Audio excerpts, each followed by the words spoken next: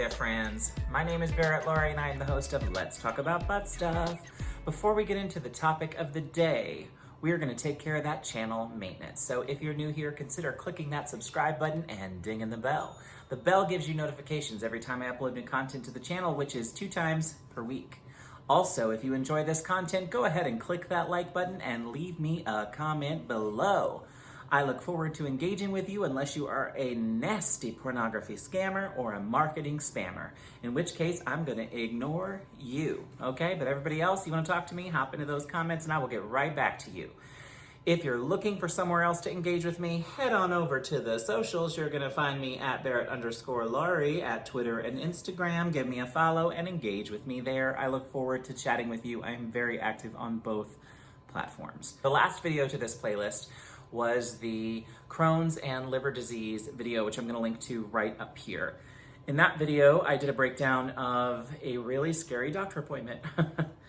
My follow-up with my GI right before Thanksgiving, I went in for just a regular appointment, and they had scheduled me to have a fibroscan, which is an ultrasound of the liver. And the reason for that was that my MRIs throughout the year, I'd had 3 up to that point, were showing increased amounts of stress on my liver.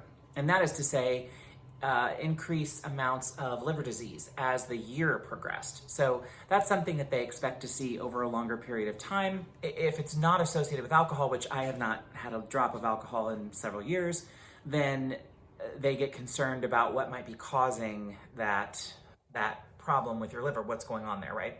So they scheduled me for this fibroscan. I go and have it done, and that shows that my liver is in a pretty bad state, as well as there was a mass that was concerning them. Now that test is just an ultrasound, so it doesn't really show them a whole lot more than some pictures. So immediately they got me in the following week, so this is the Tuesday of Thanksgiving, the following Wednesday for a biopsy, and on the Monday of that week after Thanksgiving, I had an MRI, a CAT scan, a bunch of tests, blood work, the works. That was to rule out cancer for that mass on the liver. The worst part of that whole process, the procedures itself was fairly painless and simple. The emotional part was kind of hard because you have to wait for pathology to come back and give you the yay or nay on malignant or benign. On Monday, following the procedure on the 2nd. That would have been Monday the 7th, I think. Right? 2nd, 3rd, 4th, 5th, 6th, 7th, yes. Yay, go me. On Monday the 7th, I got a call from the doctor that the pathology came back clear. It was a benign tumor. So, big stressor gone there. The bad news was that the biopsy that they had done on the liver and the other tests did confirm that I was in fact in a pretty advanced stage of liver disease. And the thing he had told me the Tuesday before Thanksgiving, when he just had looked at some fibroscans and had looked at my past MRIs over the year and the progression of liver disease just over 1 year, he said to me then, I'm pretty concerned you're gonna be in cirrhosis of the liver, and a transplant will be a matter of if not when. So I kind of knew that already going in, but it was confirmed after the biopsy was done. So he did tell me at that time, we are gonna need to do a transplant at some point. However, you still have liver function, and if we can get it as high as possible and do some extreme dietary changes in the new year to get as much of the fat that you're currently holding on your body and a lot of the water that I've gained in my midsection and legs, which is a result of my liver not operating and not functioning properly, we want to get you in the best shape possible to prolong the life of your liver as long as we can, because waiting for a match is a long time coming. That's going to take a while. What are you going to do, right? Like, anybody with chronic illness is going to tell you that the one thing that having a chronic illness does for you is prepare you for bad news. Like, bad news doesn't hit us the way I think it hits folks who've never been sick in their life or have never had, an ongoing condition of some sort.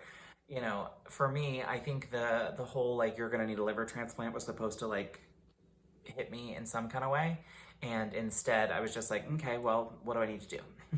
So one of the things he said that was going for me that was really fortunate was that I don't drink alcohol, which I had been sober for a number of years, so that was not an issue, a real non-issue. That's kind of, I guess, a blessing in disguise that I had quit drinking so many years ago, because that really kind of gave me the leg up on making sure I stay healthy. Now, some of the things that he mentioned that I never would have considered that were very interesting to me were I have to be really careful about over-the-counter medicines. Sometimes I will take Tylenol to relieve pain, just like everybody else. However, with liver disease, cirrhosis of the liver, I can't do that. At this point, all he's telling me I can take is half of the dosage of the over-the-counter recommended amount of Tylenol, NyQuil, anything like that. And the reasoning there is that my liver is my filter for my body. It's broke down. It's in a bad way, y'all. So I gotta be gentle with it because I don't want it to poop out on me and I need it to last as long as possible. We wanna try to get me to the best place I can be to prolong the inevitable transplant when that time comes. He tells me on that call where it's like no cancer, but bad news, you have cirrhosis of the liver and your liver disease is pretty advanced. He says, we're going to schedule an appointment for January the 8th. And on that call, it's gonna be myself, your GI doctor, a nutritionist. We're gonna get a whole team together to discuss your action plan for how to get in the best shape possible to maintain the highest level of liver function that you can achieve. That was great news. I said, well, kind of, what does that look like? And he said, well, he's like, we're gonna try some different medicines to get your liver function as high as possible. There's definitely gonna be some diuretics to start kind of flushing out the fluids that your body has been holding on to, which has been a big part of the weight gain that I've had this last year. It was kind of unexplainable why this weight was kept packing on. Some of the other symptoms that I had that were indicators that my liver wasn't working properly was I was getting really bad rashes that were not being treated by Benadryl. I started having all kinds of allergic reactions, rashes all over my body when we weren't able to attribute it to, I hadn't changed soap, I was still using like a sensitive skin, no scented Dove, I wasn't using any kinds of lotions, hadn't had any changes in medications, but I still had these rashes that were itchy all over my body. Well, again, that was an indicator that my liver wasn't properly able to filter out whatever was coming into my body. He basically said, we're gonna go on some diuretics that'll help you lose quite a bit of the weight you've gained from water pretty quickly, just because it'll help flush your system. And the more weight we can get off, the better for maintaining the highest level of liver function for as long as possible. Also, less fat around the organ will allow it to operate more efficiently and without being further damaged by just fat that doesn't need to be there. It's going to look like at least 30 days of an every other intermittent fasting schedule that the days that I'm feeding or I'm eating, which will be very small windows on those days, will likely be liquid smoothies, essentially.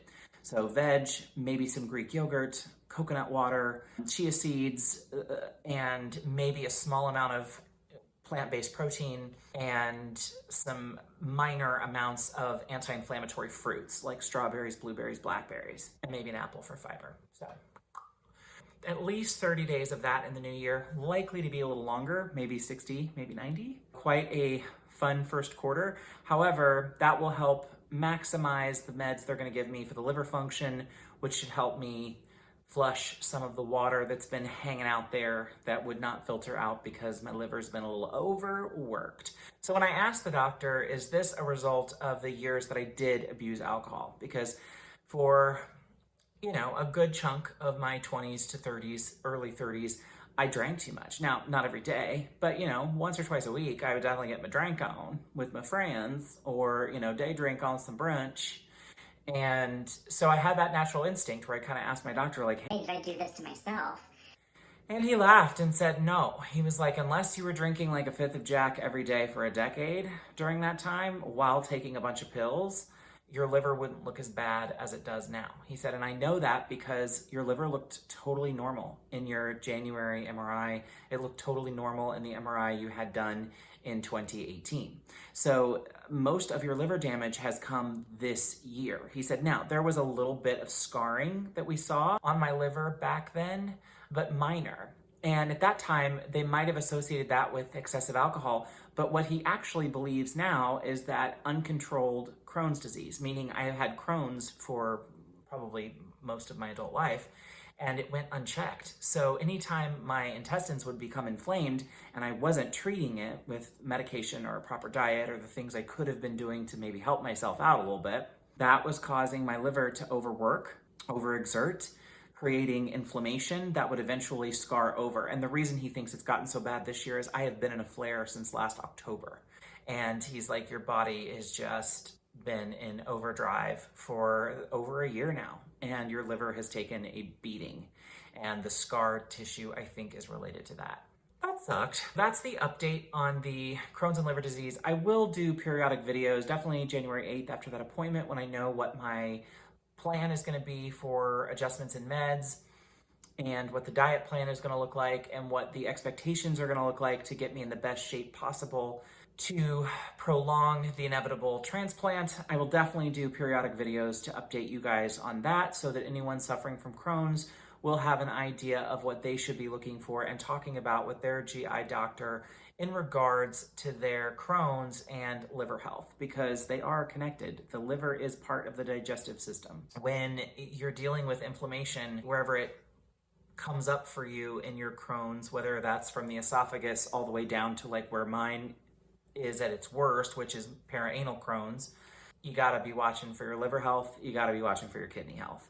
So those are things that you can talk to your doctor about. It's something that you should be having regular blood panels done on, where they can look and see how your liver function's doing. And if you're having an MRI, have them go ahead and just check your liver. Like, just give it a look over, because if they're gonna be down there checking out the old insides anyway, might as well have them do a little look-see on the liver and see where it's at and how it's doing, okay? Because you need it to live. So thank you all for the well wishes, by the way. I appreciated lots of you reached out in the comments, in DM on Instagram, and different places to share your concern for me, and I appreciate that. It was a scary time. I appreciate you all more than you know, and I will continue to share this journey with you, so hopefully you can avoid some of the pitfalls that I am falling into, but also so we can help each other.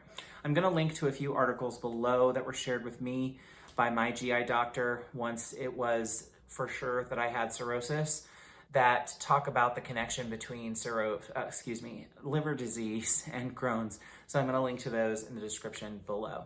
That's it for today. I will be in touch in the next few weeks with a new episode of Let's Talk About Butt Stuff, and I anticipate one more there should be one more Let's Talk About Butt Stuff video this year that won't be related to serious stuff. I think I have one funny one planned for this year before 2021. Thank God it's finally here.